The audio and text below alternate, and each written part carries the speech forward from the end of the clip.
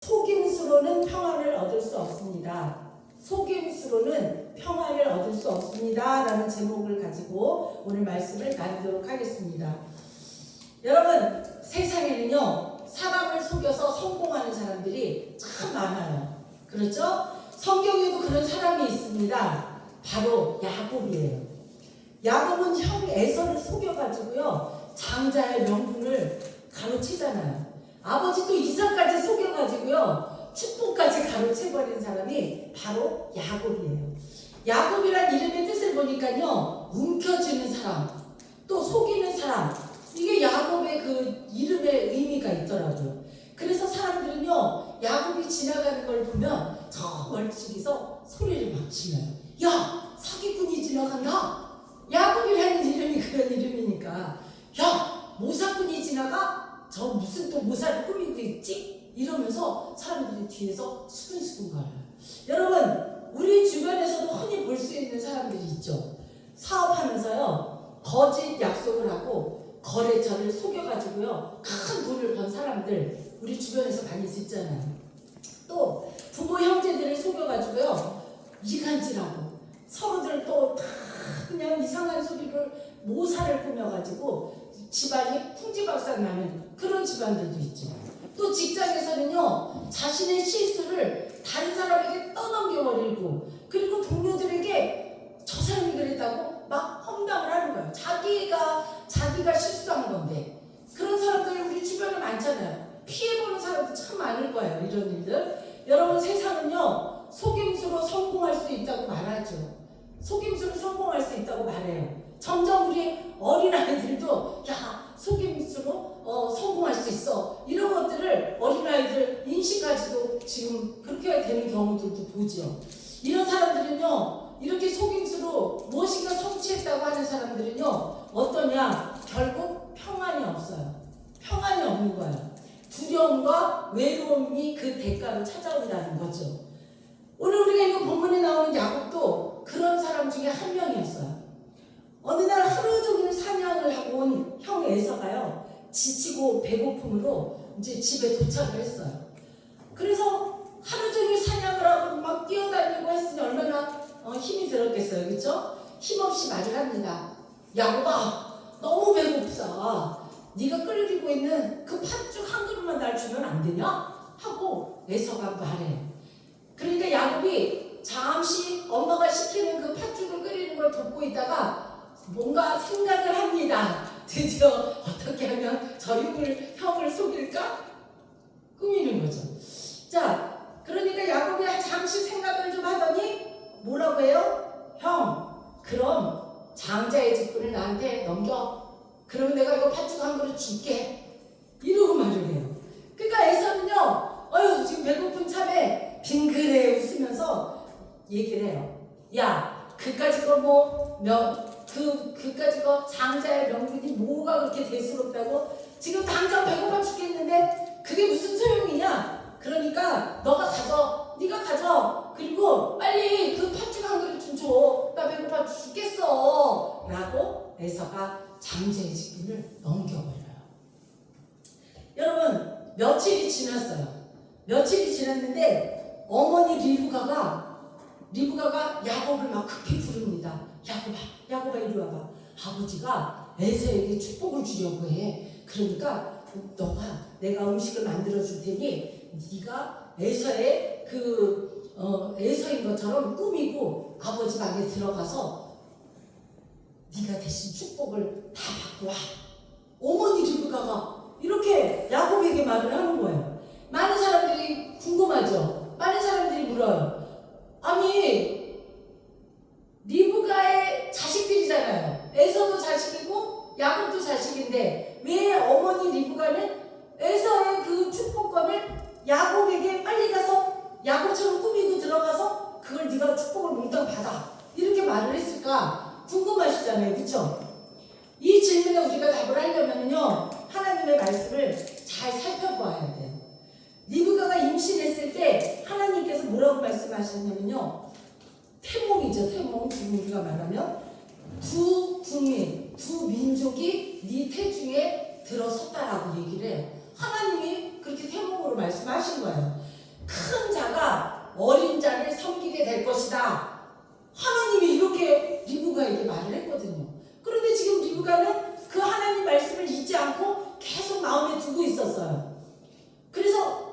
남편 이삭이 지금 장자인 에서에게 축복을 주겠다고 하니까 이 어머니 리브가가 하나님의 말씀과 다른데 하나님은 분명히 큰 자를 큰 자가 작은 자를 섬긴다고 했는데 지금 남편이 하는 게 잘못된 것 같은데 라고 생각했기 때문에 야곱에게 축복을 받게 한 거죠. 야곱은 형 에서를 속이고요, 아버지 이삭을 속이고 축복을 몽땅 받아버립니다. 그런데요, 이 축복은 받았지만 그날부터 야곱은 행복한 게 아니에요. 그날부터 이제 두려움에 막 휩싸이기 시작해요. 그리고 두 다리 뻗고 잘 수가 없어요. 형이 갑자기 나타나서 야, 왜 내 축복을 다 뺏어갔어? 하고 목을 땡깡 잘라버릴 것 같은 두려움이 막 밀려오기 시작한 거죠. 여러분, 속임수는요, 축복을 가져오는 것이 아니라 이렇게 불안과 그리고 무엇인가 외로움을 가져오는 거예요. 형 에서가 자신의 거짓을 알게 되면은 내 생명이 온전하지 못할 것 같아. 이 불안 때문에 도저히 형을 볼 수도 없고 숨어 다니는 거예요. 그렇게 하루하루가 막 가슴이 뛰고 쿵탕거리고 평안을 잃어버리게 돼버리죠. 그러다 어느 날 드디어 형 에서가 아주 막 짐승이 포효하는 것처럼 막 울부짖는 소리가 들려와요. 야곱은 숨어서 나가지도 못하고 듣고 있습니다. 아버지, 저에게 축복을 주세요. 저에게 축복을 내려주세요. 이러면서 막 에서가 울부짖는 거예요. 그러자 아버지 이삭이 힘없이 얘기를 하죠. 없다. 이미 네 동생한테 다 줘버렸어. 이렇게 얘기를 해요. 그러니까 에서는요, 장자의 축복을 몽땅 야곱 동생에게 빼앗기고 버리고 억울하고 막 화가 치밀어서 도저히 견딜 수가 없는 거죠. 그런데 우리가 여기서 보면요, 우리가 이 에서가 지금 잘못 생각하고 있다는 걸 알 수 있어요. 이럴 때 먼저 하나님께 나아가야죠. 하나님께 나아가야죠. 하나님, 이게 어떻게 된 일입니까? 하고 하나님의 말씀을 들었어야 되죠. 그런데 분노가 먼저 앞을 막아선 거예요. 에서는 분노하면서요, 어떻게 생각을 했냐? 반드시 야곱을 찾아서 죽여버려야지. 막 분노가 치밀어 오르니까 죽여버릴 생각만 하는 거죠. 여러분, 상처는 누구에게나요? 다 있어요. 사람이라면 누구나 이런 상처는 다 가지고 있죠. 그런데 상처를 품고 살 것인지 아니면 하나님께 맡길 것인지 우리는 그 선택을 해야 되는 거죠. 오늘날에도 가장 많은 상처를 주는 사람은 누구입니까? 가장 많은 상처를 주는 사람은요, 낯선 사람이 아니에요. 엉뚱하게 어디서 지나가던 사람이 나에게 막 상처를 주는 게 아니에요. 나와 가장 가까운 사람, 내가 아주 믿었던 사람, 이 사람들이요 항상 나에게 상처를 주죠. 그래서 사탄은 항상 가장 가까운 사람을 통해 가지고 관계를 깨뜨리는 일을 하는 거예요. 오늘날 우리에게도 에서와 같은 분노가 막 일어날 때가 있을 거예요. 있을 거예요. 지금도 있을 거예요. 아직 용서하지 못한 사람이 있다면 아직 내 안에 분노가 에서와 같이 남아있는 거예요. 오래된 상처를 아직도 붙들고 있고 언젠가는 내가 반드시 되돌려주겠다, 이런 마음을 갖고 있다면 아직도 에서의 그 분노가 우리 마음속에 있는 거죠. 또 말하지 못한 분노가 아직 남아있다면, 야, 내가 언젠가는 아주 단도직입적으로 만나서 내가 아주 너 잘못된 거를 내가 다 아주 그냥 짚고 넘어갈 거야, 이렇게 하는 마음, 그것도 아직도 우리 마음속에 에서의 그 분노가 들어있다라는 거죠. 오늘 그런 생각이 나셨다면요, 그것을 하나님 앞에 맡기시기 바랍니다. 우리는 믿는 사람들이잖아요. 하나님께 먼저 맡겨야 돼요. 분노를 붙드는 사람은요, 과거에 묶여서 살기 때문에 앞으로 전진할 수가 없어요. 용서하는 사람은요, 하나님이 주시는 자유를 마음껏 누릴 수가 있어요. 용서하지 못하는 사람은 항상 이 에서와 같이 자유가 없는 거죠. 또 야곱까지 속이는 자는 항상 두려우면서 휩싸여 사는 거죠. 드디어 야곱은 형 에서의 분노를 사게 되니까 그렇게 막 짐승처럼 울부짖으면서 야곱 어딨어? 당장 나와! 아주 죽여버릴 거야! 하고 막 하는데 야곱이 어디 거기서 살 수가 없잖아요. 거기 아버지 집에서 편안하게 살 수 있는데 이제 거기서 살 수가 없는 거죠. 에서의 분노를 느끼니까 집을 떠나게 되죠. 도망자가 신세가 되는 거예요. 아무도 없는 들판까지 도망을 왔어요. 누워서 이제 잠이 듭니다. 가진 것도 하나도 없어요. 의지할 사람도 이제는 하나도 없어요. 그동안에는 엄마가 내 편이 돼주고 아버지의 든든한 백이 있고 뭐 종들도 있고 얼마나 든든했어요. 그런데 이제는 나에게 아무것도 없죠. 온전히 나는 이제 혼자인 거예요. 혼자. 인생에서 가장 외롭고 두려운 것이요, 바로 이 혼자 되는 거예요. 혼자 외톨이처럼 됐을 때 인생에서 가장 어려워. 그래서 나이 들어서 고독이 가장 어렵다라고 얘기를 하는 거죠. 여러분, 인생을 살다 보면요, 누구나 가장 외롭고 힘든 시간이 다 한두 번씩은 오게 됩니다. 혼자라고 느껴지는 그런 허무한 시간도 있을 거예요. 실패하고 두렵고, 그리고 앞이 보이지 않는 깜깜한 어떤 내가 어느 길로 가야 될지 길이 보이지 않는 그런 순간들이 순간순간 있을 거예요. 그러나 바로 그곳에서 하나님은 우리를 찾아오시죠. 야곱을 만나러 하나님이 오셔요. 돌을 베고 잠든 너무나도 외롭고 슬픈 그 야곱에게 그 밤에 하나님께서 꿈에 나타나시죠. 그 꿈에 나타난 하나님을 보고 야곱이 막 눈물을 흘립니다. 하나님, 저는 속이고 도망친 사람인데 어떻게 하나님께서 나에게 이렇게 찾아오셨어요? 하고 야곱이 눈물을 펑펑펑펑 흘립니다. 하나님은요, 우리가 가장 외롭고 우리가 아무도 없는 광야 같은 곳에 내가 덩그러니 딱 떨어져 앉아있는 것 같을 때, 그 힘든 자리에서 두려워하고 있을 때 하나님은 나를 찾아오신다는 것을 믿으시기 바랍니다. 그리고 하나님께서 야곱에게 말씀하십니다. 본문 창세기 28장 15절이에요. 15절 다 함께 읽겠습니다. 시작! 내가 너와 함께 있어 내가 어디로 가든지 너를 지키며 너를 이끌어 이 땅으로 돌아오게 할지라. 내가 네게 허락한 것은 다 이루기까지 너를 떠나지 아니하리라 하신지라. 아멘.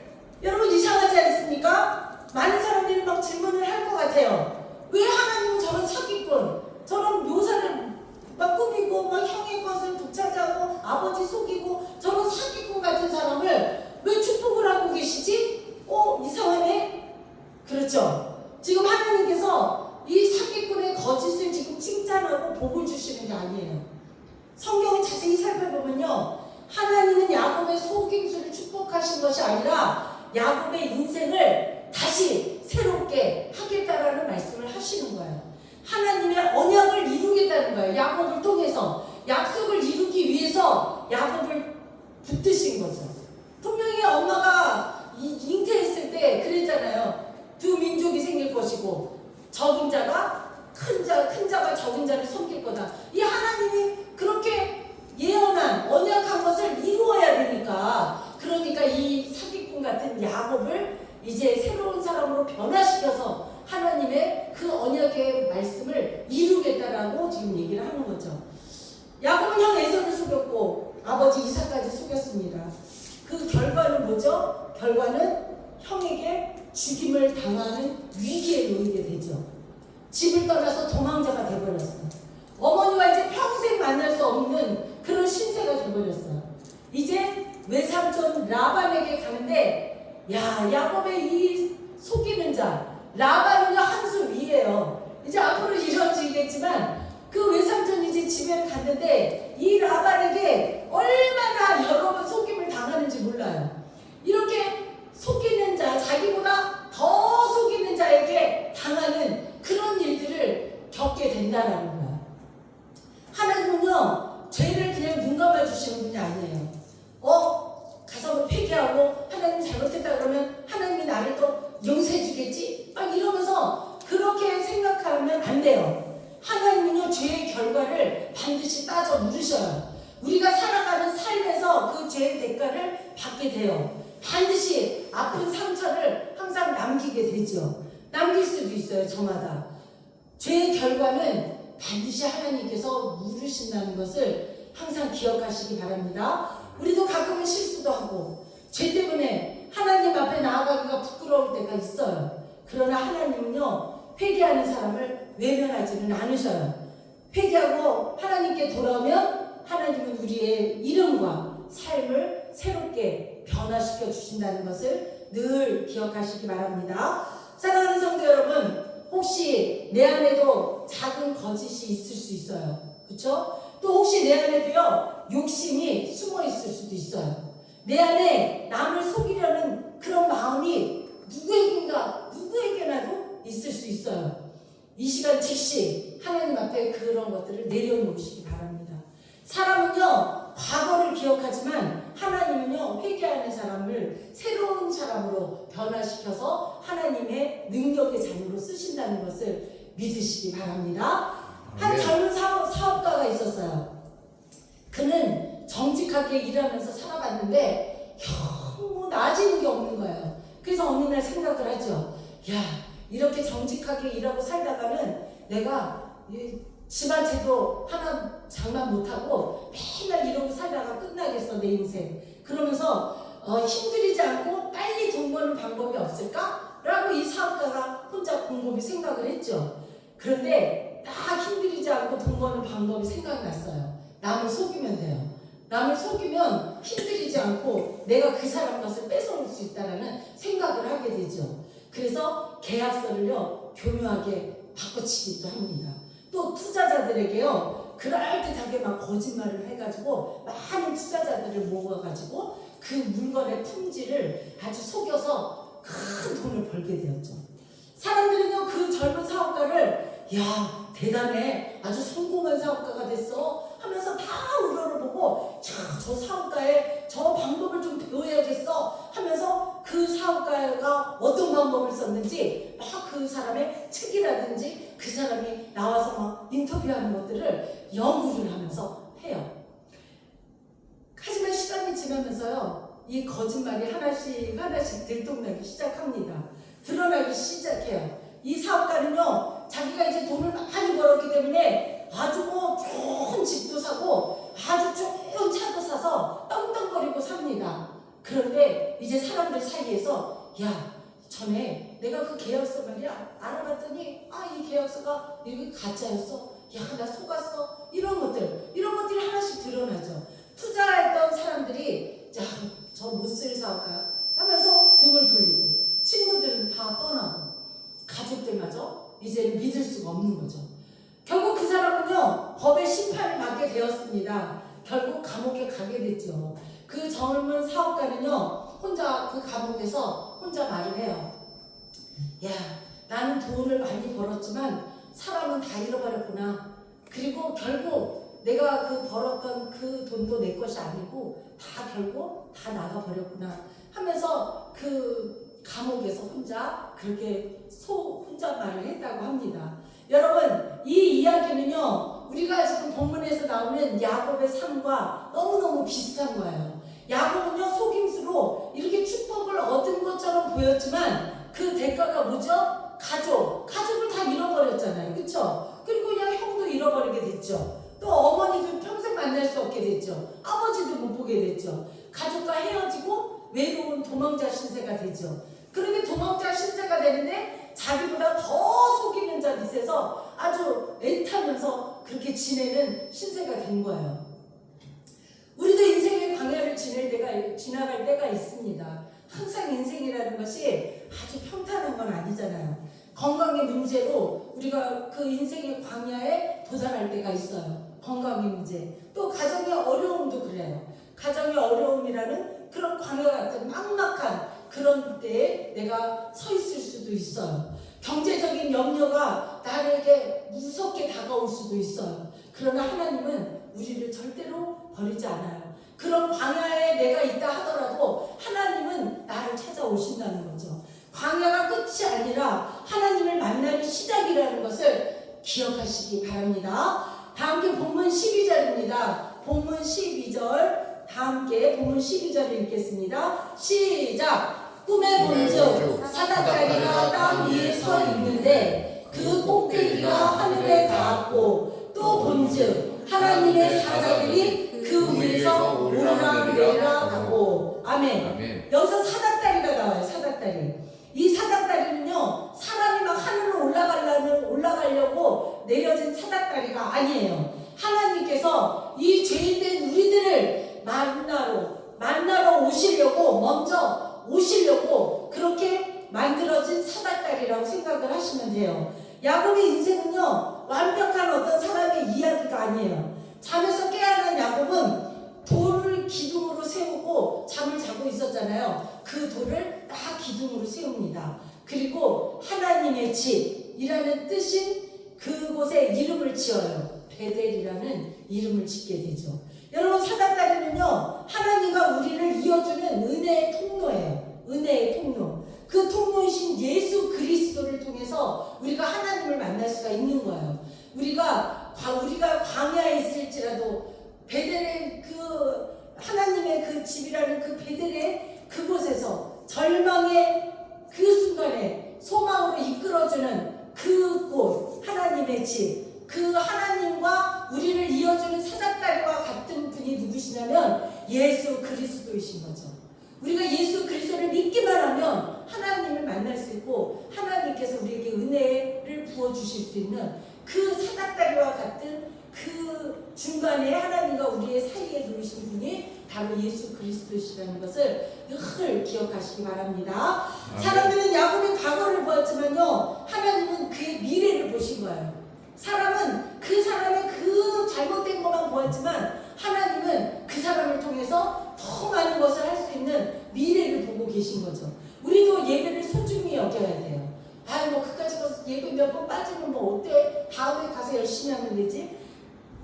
옥수수를 먹다가 알이 쭉쭉쭉 빠져있는 것처럼 우리 하나님 생명체, 하나님의 그 기록에는요, 다 기록이 돼 있다는 거죠. 우리도 예배를 소중히 여기고 기도의 자리를 늘 지켜야 돼요. 그리고 말씀을 가까이 할 때 삶이 달라진다는 것이죠. 오늘 본문의 이야기는요, 우리 모두의 이야기이기도 합니다. 우리는 에서처럼 눈앞에 것만, 그냥 그 팥죽 한 그릇에 눈앞에 있는 것에만 우리가 마음이 빼앗겼다면요, 하나님의 은혜를 소홀히 해버린 거죠. 에서는 들에서 돌아와서 몹시 배가 고팠잖아요. 결국 에서는 그 눈앞에 그 배고픈 것 때문에 그 팥죽 한 그릇에 자기의 그 장자, 하나님이 주신 그 귀한 장자의 그 자리를요, 그것을 그냥 아무렇지도 않게 그냥 팥죽 한 그릇에 팔아버리는 거죠. 평생 받을 하나님의 그 축복을 다 빼앗기게 버린 거예요. 가볍게 여겼기 때문에 그래요. 오늘날도 에서의 이런 모습을 주변에서 많이 볼 수 있잖아요. 어떤 학생은요, 미래를 위한 공부를 해야 되잖아요. 학생의 위치가 공부해야 될 그런 자리이거든요.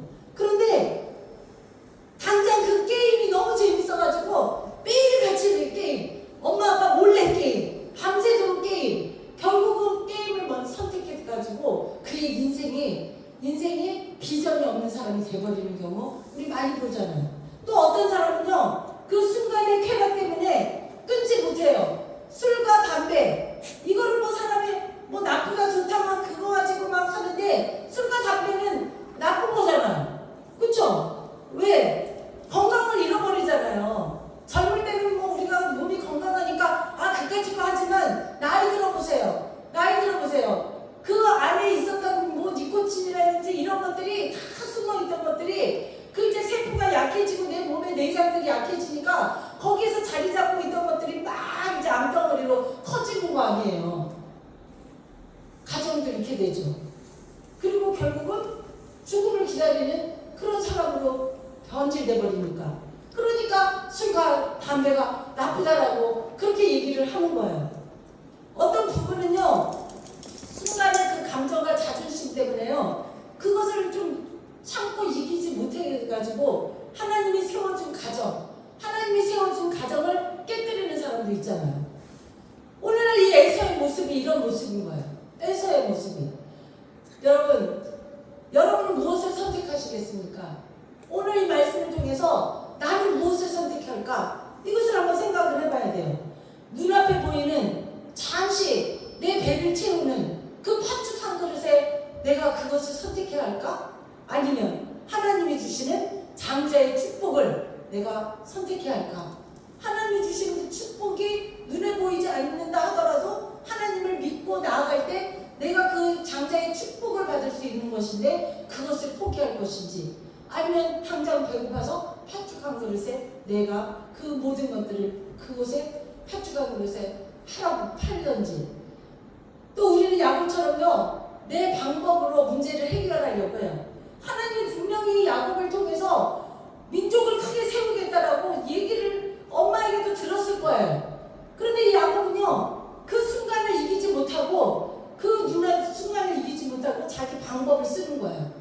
형이 와가지고 팥죽 한 그릇 달라고 그러니까 자기가 그것을 생각을 한 거죠. 이 방법을 써야겠다. 빨리 저 형의 장자권을 내가 다 뺏어버려야지. 이러면서 그 하나님의 때를 기다리지 못하고 자기 생각 때문에 결국은 이렇게 속이는 자가 되고 도망자가 되는 신세가 되죠. 여러분, 하나님께서는요, 우리는 속임수보다 우리의 믿음을 보신다는 것을 늘 생각하셔야 돼요. 사랑하는 성도 여러분, 내 계산과 내 방법을 이제 내려놓아야 합니다. 하나님의 때와 하나님의 방법을 믿어야 돼요. 조급해하지 마시기 바랍니다. 하나님 분명히 우리를 이 자리에 인도하시고 하나님의 자녀로 삼으시고 지금까지 하나님이 함께 하셨다면, 그렇다면 하나님이 우리에게 무엇인가 가장 좋은 때에 가장 좋은 것으로 나의 모든 문제들을 해결해 주시고 가장 선한 것으로 축복의 길로 인도하신다는 것을 믿으셔야 돼요. 믿으셔야 합니다. 아멘. 우리도 하나님을 만나면요, 인생이 달라져요. 우리 인생이. 야곱이 하나님을 만난 후에 인생이 달라졌잖아요. 자기가 외롭게 그 돌 하나 비구사를 자는데 꿈에 하나님이 찾아오신 거예요. 내가 하나님을 찾지 않았어요. 야곱이 하나님 잘못했어요. 내가 속이는 내 형을 속였어요. 막 이러면서 막 울고불고 막 빌지도 않았어요.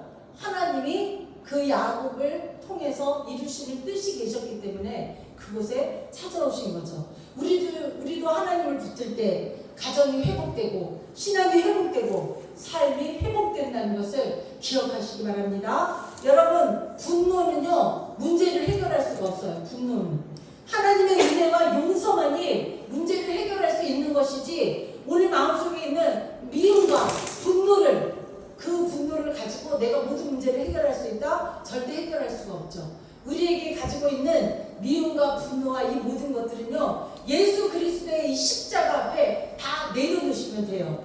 다 내려놓으시고, 그러면 누가 해결해 주십니까? 우리 하나님께서 해결해 주시고 갚아주신대요. 이 시간에 하나님의 약속을 붙들고 하나님의 방법을 선택하는 믿음의 성도들이 다 되시기를 주님의 이름으로 축원합니다. 아멘. 이 시간에 함께 마음을 모아서요, 첫째, 회개와 믿음의 회복을 위해서, 둘째, 가정과 교회의 회복을 위해서, 그리고 세 번째,